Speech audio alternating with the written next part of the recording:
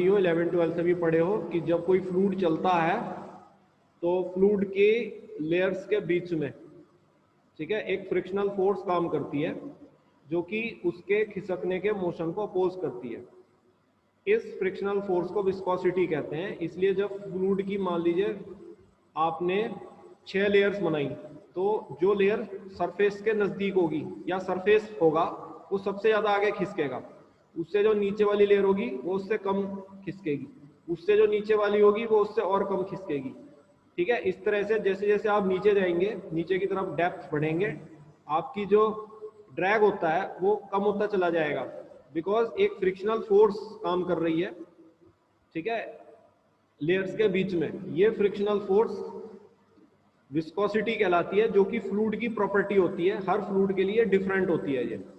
जैसे हम बात करें वाटर की और बात करें शहद की, तो वाटर विस्कस नहीं होता है ज़्यादा, बट शहद जो है बहुत ज़्यादा विस्कस होता है। ठीक है, इनके बीच में दूध ले आओ आप, दूध जो है वाटर से ज़्यादा विस्कस होता है, बस शहद से कम होता है। ठीक है, तो किसी भी फ्लूइड की जो विस्कोसिटी है वो फ्लो टाइम के आधार पर निकाली जाती है। फ्लो टाइम, ये एक प्रैक्टिकल होता है लैब में। आप जो है किसी भी फ्लूइड को एक फनल में डालिए और फनल से उसका जो कंटेनर होता है, फ्लास्क होता है, उस फ्लास्क में टाइम नापिए कितनी देर में वो आ रहा है। ठीक है, उसको फ्लो टाइम कहते हैं। तो जिस फ्लूइड का फ्लो टाइम ज़्यादा होगा वो ज़्यादा विस्कस होगा, और जिसका फ्लो टाइम कम होगा वो कम विस्कस होगा। तो इसको विस्कोसिटी कहते हैं। तो viscosity may be defined as the property of a fluid which determines its resistance to shearing stresses। ठीक है, shearing stresses, it is a measure of the internal fluid friction which causes resistance to flow।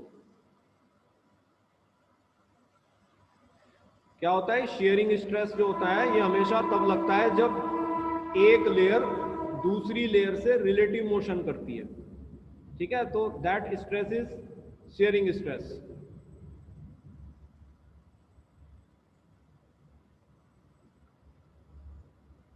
जैसे मान लो एक box है, ठीक है, उस box के एंड, उस बॉक्स का सबसे बेस जो है, बेस को आपने कील से फिक्स कर दिया, बॉक्स के बेस को, ठीक, और आपने फोर्स लगाई बॉक्स के ऊपर की तरफ, तो बॉक्स जो है वो डिस्प्लेस्ड होगा फोर्स लगाने से, और ये देखा जाएगा कि जो सबसे ऊपर वाली जो उसकी लेयर है वो सबसे ज़्यादा आगे चलेगी, और नीचे की तरफ जाएंगे तो लेयर्स का मूवमेंट रिलेटिवली कम होगा। तो that force is called as shearing force. Shearing force पर यूनिट एरिया अगर कह दोगे तो उसे शेयरिंग स्ट्रेस कहेंगे। ठीक है, तो शेयरिंग स्ट्रेस इस तरह से लगता है। अगर खींच रहे हो या दबा रहे हो तो वो शेयरिंग नहीं होता है। खींचना इज टेंसाइल, दबाना इज कंप्रेसिव। बट फिक्स करके लेयर्स के बीच में जो रिलेटिव फोर्स होती है दैट इज शेयरिंग फोर्स। तो वही एक तरह से विस्कोसिटी एक तरह का शेयरिंग फोर्स ही है। पर यूनिट एरिया कह दोगे तो it is a sharing stress. Difficult to make wind energy. Then coming to next question, explain the drag and lift। जैसा मैंने आपको क्लास में बताया था कि फोर्स का वो कंपोनेंट जो मोशन की डायरेक्शन में होता है वो ही एक्चुअली एनर्जी ट्रांसफर करता है या वो वर्क डन के लिए रिस्पॉन्सिबल होता है। ठीक है, मैंने आपको क्लास में बताई थी बात। तो इसलिए फोर्स जब किसी बॉडी पे लगती है तो हमें उसका वो कंपोनेंट निकालना होता है जो डायरेक्शन ऑफ मोशन में है, और वही कंपोनेंट जो है वो एनर्जी को ट्रांसफर करता है या वर्क डन के लिए रिस्पॉन्सिबल होता है। तो उसी कंपोनेंट को ड्रैग कहते हैं। यानी कि फोर्स का वो कंपोनेंट जो वर्क डन के लिए रिस्पॉन्सिबल होता है उसको ड्रैग कहते हैं, और फोर्स का वो कंपोनेंट जिस वर्क डन के लिए रिस्पॉन्सिबल नहीं होता है उसको लिफ्ट कहते हैं। Because in lift the component of the force is perpendicular to the direction of motion।